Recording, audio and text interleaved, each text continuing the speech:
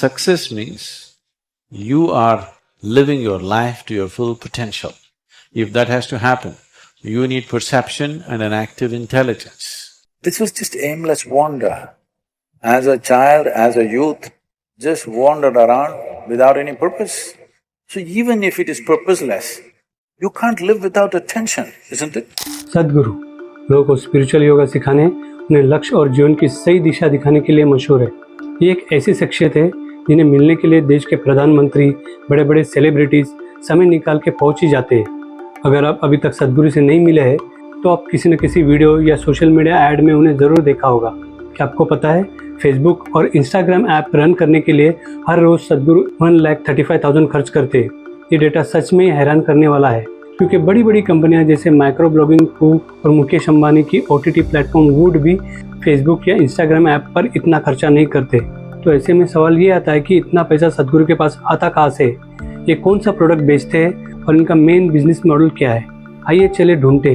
दोस्तों, सद्गुरु का जन्म 3 सितंबर 1957 कर्नाटका के मैसूर में एक संपन्न तेलुगु परिवार में हुआ। इनका पूरा नाम जगदीश वासुदेव है। सद्गुरु के फादर एक आई स्पेशलिस्ट थे और माँ एक हाउसवाइफ थी। जग्गी को बचपन से ही नेचर से बहुत ज़्यादा लगाव था। कई बार तो ऐसा होता था कि वो जंगल में कई दिनों तक के लिए गायब हो जाते, जब वो पेड़ और ऊंची डाली पर बैठ के हवाओं का आनंद लेते। शुरू से ही जग्गी की सोच अपने साथ के बच्चों से बहुत अलग थी। जब वो किसी भी चीज़ को देखते तो उसके बारे में वो सोचने लगते, खुद से तरह तरह के सवाल शुरू कर देते। जैसे कि अगर कोई उन्हें पानी देता तो पानी को लेकर उनके मन में कई सवाल उठते, लाइक पानी आखिर क्या चीज़ है, इसका इस्तेमाल किसके लिए, कैसे और क्यों होता है। जैसे जैसे जग्गी वासुदेव की उम्र बढ़ने लगी, उनका मन सवालों में और भी ज़्यादा उलझने लगा। उनके इन्हीं सभी आदतों को देखकर उनके पिता बहुत परेशान रहा करते थे कि आखिर ये नॉर्मल बच्चों की तरह बिहेव क्यों नहीं करता। 12th कंप्लीट करने के बाद जग्गी वासुदेव ने मैसूर यूनिवर्सिटी में इंग्लिश लिटरेचर में ग्रेजुएशन किया। इसके बाद उनके पिता चाहते थे कि वो पोस्ट ग्रेजुएट करे, लेकिन जग्गी ने बिजनेस करने का मन बना लिया था। इसलिए उन्होंने मैसूर में एक पोल्ट्री फार्म ओपन किया। उनका ये बिजनेस बहुत अच्छा चल रहा था, लेकिन उनके फैमिली को ये बिजनेस पसंद नहीं था। वो नहीं चाहते थे कि उनका बेटा इस काम में इन्वॉल्व रहे। इसलिए जग्गी ने पोल्ट्री फार्म को किराए पर देकर अपने एक दोस्त इंजीनियर के साथ मिलकर एक कंस्ट्रक्शन कंपनी की शुरुआत की, जिसका नाम रखा बिल्डेज। जग्गी वासुदेव का ये काम भी ठीक ठाक चल रहा था, लेकिन उसी दौरान उनके साथ एक ऐसी घटना हुई जिससे उनके ज़िंदगी जीने के तरीक़ों को बदल कर रख दिया। एक्चुअली जब वो 25 साल के थे, वो चामुंडेश्वर हिल गए, जो मैसूर में ही लोकेटेड है। यहाँ वो पहाड़ के ऊंचे पत्थर पर जाके बैठते हैं और वहाँ बैठे बैठे ही वो ध्यान में चले गए। उस वक्त उनको ऐसा एक्सपीरियंस हुआ कि जैसे वो नेचर के साथ मिलकर उसी का वो एक पार्ट बन गए हैं। ये एहसास उनको एक बार नहीं बल्कि कई बार हुए। उन पलों में उन्हें ऐसा महसूस हुआ कि उन्हें संसार का सारा सुख एक साथ ही मिल गया हो। उसके बाद उन्होंने ये तय किया कि इस एक्सपीरियंस को वो सभी के साथ शेयर करेंगे। इसके बाद वो अपने बिजनेस को छोड़कर एक्सपीरियंस का ज्ञान लोगों में बांटने लगे। इसके लिए उन्होंने 1983 में ऋषि प्रभाकर से योग के क्लास लेने शुरू कर दिए।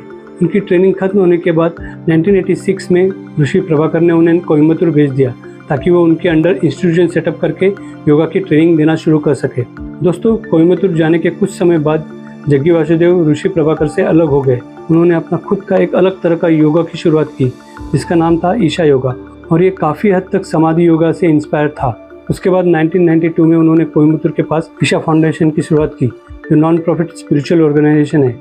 उन्होंने अपने मोटरसाइकिल पर कर्नाटका और हैदराबाद में यात्रा करना शुरू कर दिया, जहां वो अपनी स्पेशल योगा क्लासेस ऑर्गेनाइज किया करते थे। साल 1997 में जग्गी वासुदेव अब सद्गुरु के नाम से जाने जाते थे। उन्हें तेजी से पॉपुलैरिटी मिलना शुरू हो गई। उसी दौरान एक तमिल न्यूज़पेपर अनंता विकड़न ने एक स्पिरिचुअल कॉलम की शुरुआत की, जिसका नाम था मन से रिलैक्स प्लीज। इस कॉलम के लिए सद्गुरु ने लिखना शुरू कर दिया, जो रीडर्स को खूब पसंद आया। इस पॉपुलैरिटी को देखते हुए उन्होंने 2007 में अपनी खुद की मैगजीन पब्लिश कर दी।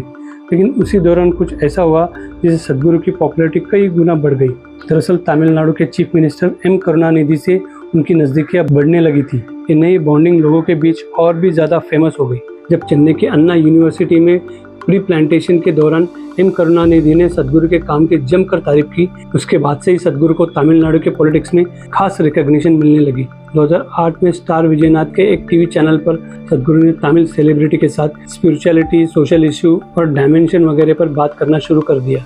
इससे वो ऑडियंस के बीच में पॉपुलर तो हुए ही, साथ ही साउथ सेलिब्रिटी के साथ भी उनकी अच्छी बॉन्डिंग बनना स्टार्ट हो गई। उसके बाद साल 2010 में ईशा फाउंडेशन ने शो लॉन्च किया, जिसका नाम था कन्वर्सेशन विद अ मिस्टिक। इस शो में भी वो वही कर रहे थे जो स्टार विजयनाथ चैनल के लिए करते थे। यानी सोशल इश्यूज और स्पिरिचुअलिटी पे बात करना। लेकिन इस बार उनके साथ साउथ की जगह बॉलीवुड के सेलिब्रिटीज थे। अब बात करें ईशा फाउंडेशन की, इसका रजिस्ट्रेशन इंडिया में नहीं हुआ बल्कि अमेरिका में हुआ है। ईशा फाउंडेशन ने 2018 में 56.43 करोड़ का रेवेन्यू शो किया, जो 2020 में डबल होकर 120 करोड़ रुपए हो गया। लेकिन हमें देखना है कि ईशा फाउंडेशन के पास किस किस तरह से पैसे आते हैं। तो उसमें से पहला है योगा सेशन, जिसमें हजारों की संख्या में लोग शामिल होते हैं। इसके बाद आता है इवेंट, जो पूरी दुनिया में ऑर्गेनाइज किए जाते हैं। इसके अलावा उनकी ई-कॉमर्स वेबसाइट भी है, जहाँ से इंडिया के साथ साथ दूसरे देशों में भी अपना प्रोडक्ट जैसे कि सदगुरु की लिखी हुई books, yoga clothes, body care, copper vessel, rudraksha, handicraft जैसी चीज़ें सेल करते हैं। इनका ऑफलाइन स्टोर्स भी है। साथ ही ये रियल इस्टेट और ऑर्गेनिक फूड बिजनेस में भी है। और दोस्तों, आपको जान के हैरानी होगी कि ईशा फाउंडेशन को बड़ी संख्या में डोनेशन मिलते हैं। यहाँ कमाल की बात यह है, इनके बिजनेस को मैनेज करने के लिए बहुत ही मिनिमम अमाउंट स्पेंड करते हैं, जिसकी वजह से इनका प्रॉफिट मार्जिन बहुत ज़्यादा बढ़ जाता है। इसका अगर हम रफ कैलकुलेशन करें तो इतने बड़े ऑर्गेनाइजेशन और इसके बिजनेस को मैनेज करने के लिए 2 लाख फुल टाइम एम्प्लॉयज़ की ज़रूरत पड़ेगी। लेकिन अगर ये ऑर्गेनाइजेशन इतने एम्प्लॉयज़ को काम पर रखेगा तो शायद ही ये इतना प्रॉफिट बना पाए।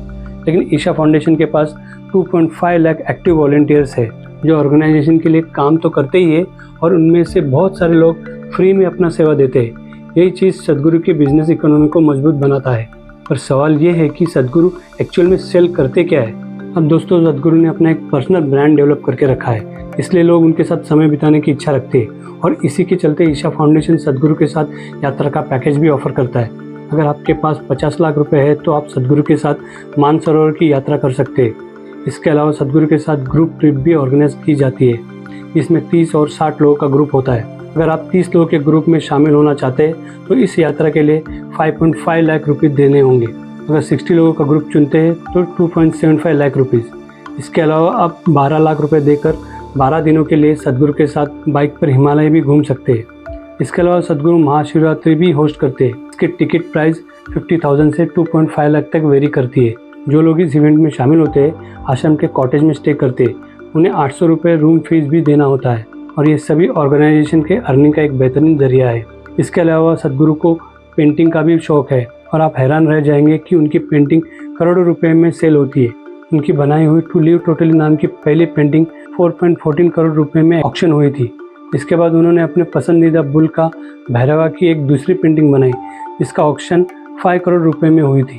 दोस्तों, सदगुरु आज इतने पॉपुलर है कि देश सहित विदेश में भी इनके लाखों प्रशंसक मौजूद है और उनके योगा प्रोग्राम को ज्वाइन करने के लिए इंडिया आते रहते हैं। लेकिन ये सब तब तक नहीं पॉसिबल होता जब तक लोग इनसे अवेयर ना हो, और इस अवेयरनेस को फैलाने में इंस्टाग्राम और फेसबुक ने कमाल कर दिया है। लेकिन इसके अलावा यूट्यूब का भी इसमें बहुत इंपॉर्टेंट रोल है। इनके कई सारे यूट्यूब चैनल्स है जहाँ ये रेगुलर वीडियो अपलोड करके लोगों से जुड़े रहते हैं और यहाँ से ये महीने के 30 से 35 लाख रुपीज़ अर्न करते हैं। यूट्यूब पे ये लगभग हर बड़े पॉडकास्टर के साथ कोलैबोरेट करते हुए नजर आते हैं, जिसमें बियर बाइसेप और जो वैगन भी शामिल है।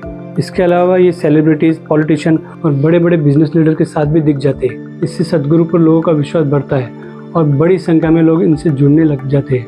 इन सभी चीज़ों के साथ सदगुरु बहुत सारे सोशल कॉजेज और एनवायरनमेंट के लिए कैंपेन रन करते नजर आ जाते हैं, जैसे कि रैली फॉर रिवर और सेव सॉइल। इन कैंपेन के जरिए ईशा वॉलंटियर्स लोकल स्पीसीज को बचाने के लिए अब तक लाखों की संख्या में पेड़ों को लगा चुके हैं। एनवायरनमेंट को लेकर सदगुरु के ये स्टेप नेचर के प्रति उनके लगाव को रिफ्लेक्ट करती है। यानी उनका कैंपेन तो सोशल कॉज के लिए है, पर इनडायरेक्टली इससे इनके प्रोडक्ट की मार्केटिंग भी हो जाती है और इसके साथ साथ वो कई कंट्रोवर्सीज में भी घिर चुके हैं। असल में ईशा फाउंडेशन एक पब्लिक चैरिटेबल और नॉन प्रॉफिटेबल ऑर्गेनाइजेशन है, इसलिए इन्हें ना के बराबर टैक्स पे करना पड़ता है। अब कंट्रोवर्सी ये है कि ऑर्गेनाइजेशन टैक्स बचाने के लिए अपने प्रोडक्ट के सेल से आने वाले पैसे को भी डोनेशन का पैसा बताते हैं। खैर, ये बहुत पुरानी बात है, इसमें अब सुधार हुआ होगा। लेकिन आज अगर हम इनके कंट्रीब्यूशन की बात करें तो ईशा फाउंडेशन ने समाज को बेहतर बनाने के लिए कई बड़े स्टेप्स लिए हैं। जैसे कि 2003 में एक्शन फॉर रूरल रिजुविनेशन के नाम से सोशल आउटरीच प्रोग्राम की शुरुआत की थी। इसका मकसद गांव के रहने वाले लोगों के हेल्थ और उनके लिविंग स्टैंडर्ड को इम्प्रूव करना था। इसके साथ ही ईशा विद्या एजुकेशन के फील्ड में काम करता है। इसके जरिए बड़ी संख्या में बच्चों को क्वालिटी एजुकेशन ऑफर किया जाता है। इसके लिए 7 स्कूल बनाए गए हैं, जिनमें 7,000 से भी ज़्यादा स्टूडेंट पढ़ाई करते हैं। साथ ही सदगुरु ने अपने ग्रीन लैंड प्रोजेक्ट के तहत ये लक्ष्य बनाया है कि हर साल तमिलनाडु में कम से कम 10% नए पौधे लगाए जाएंगे। उनके इन्हीं सामाजिक कार्यों के लिए 2010 में सरकार ने इन्हें इंदिरा गांधी पर्यावरण पुरस्कार से सम्मानित किया था। साथ ही 2017 में आध्यात्मिक क्षेत्र में कंट्रीब्यूशन के लिए पद्म विभूषण अवार्ड दिया गया। तो दोस्तों ये थी सद्गुरु जी की बिजनेस और रेवेन्यू से जुड़ी कुछ कमाल की information. If you spend a million years looking at it with absolute focus, still you will not know it in its entirety. That's how it is. Is there a meaning to it? The greatest thing about life is that there is no meaning to it. This is the greatest aspect of life.